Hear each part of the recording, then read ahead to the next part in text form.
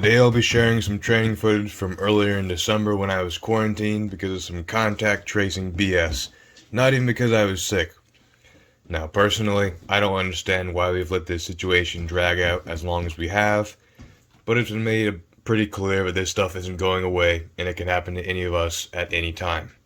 So, given that we can't control this stuff, how do you react? Will you treat quarantine as an obstacle or an opportunity? What I mean by this is will you use quarantine as an excuse to be lazy, eat Krispy Kreme all day, and not train just because your situation isn't perfect? Or will you find a way to train despite the circumstances? I believe that the most successful people will find ways to be successful and that you're not going to be able to stop them from doing that. A more recent example of this is when a couple of the biggest high school wrestling tournaments in Ohio got canceled, such as Medina, Brexville, and Top Gun. Of course, they got canceled because of COVID, but new tournaments popped up right away and wrestlers still found ways to compete. They found a way. So can you. You have to have a backup plan in place for if and when your school or gym gets closed. Find another place you can go to train, or if that's not an option, stock up your home gym. As you can tell from the footage in the background, I've put myself in a position to not be as affected by a quarantine. But I mean, I get it. Hindsight is only so helpful, and it's easy to say you should have had a plan in place. That and a dollar won't get you pretty far when you're stuck at home staring at the wall, waiting for your sentence to end. So the most important thing you can do is just do what you can with what you have and find ways to still get better. If you don't have a mat or training partners to wrestle with, you can literally do stance in motion anywhere. You can also just watch film and technique and become a more technical wrestler, or even get stronger. If you don't have any weights, there are plenty of bodyweight stuff you can do, and people on YouTube got really creative in 2020 when everything was taken away from them. So go look up some of those videos. Another big thing is to control the controllables. Now you have plenty of time to catch up on sleep in your recovery. And just because that box of double stuffed Oreos on the counter staring at you, doesn't mean you have to eat them all. Take control of your nutrition by taking the time to cook good food or learning how to do so. Or just don't. It's your choice. Some people just enjoy cutting weight. Anyway, just finished up my lower body day where I was starting to rebuild my deadlift. Haven't been doing it a whole lot of wrestling, but I'm starting to get back up there, lifting some heavy weight with that 405. On to the second day now, where it's an upper body focus, where I'm mostly just doing a weighted pull-up with the close grip bench press.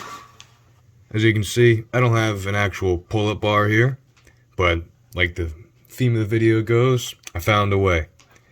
The I-bar is a little unstable and it's hard to do multiple consecutive reps on just because of the odd grip, but it helps you, you know. As for the close grip bench press, I'm doing that because it puts more emphasis on the triceps, and since it's less emphasis on your pecs, it makes my shoulders feel a little better. And college wrestling has really been beating up my shoulders, so I thought that was a good idea. We move on to 45 with the weighted pull-up. I need to start getting better at these. Since I don't have a spotter here, it's also doing not necessarily less weight, but less reps. 225 is a weight that I can hit for at least 6 reps, but here I just do it for a nice set of 3, I believe. Try to make it more quality, and rebuilding my bench press as well. And like usual, I'm doing the pull before the push. As you can see with the weighted pull-up right to the close grip bench press.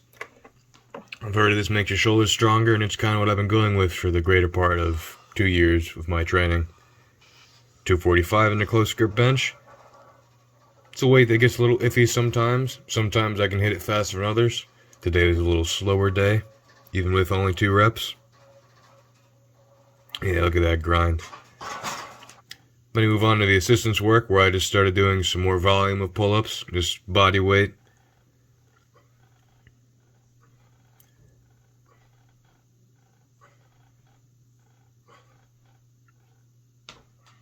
Yeah, it goes for a while. On an exercise called the Z press, which is basically just a seated overhead press. Since you're not sitting on like a chair or anything, you have to use your core to stabilize it. It's a lot harder, you use a lot less weight than you think, but it really hammers the triceps and your shoulders at the same time, which I really like.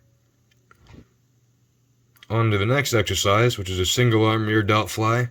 I made a video on rear delt flies, but I actually like this variation to be used a little differently, because since you're only doing one arm and you're moving the weight like outside of your body, it actually causes your core to have to stabilize a little more and gives you a weird feel, which I kind of like. It's an importantly different thing. You can do either one as long as you're getting them in. Just make sure your shoulders are healthy. And with that, that's most of the video. Appreciate you guys tuning in.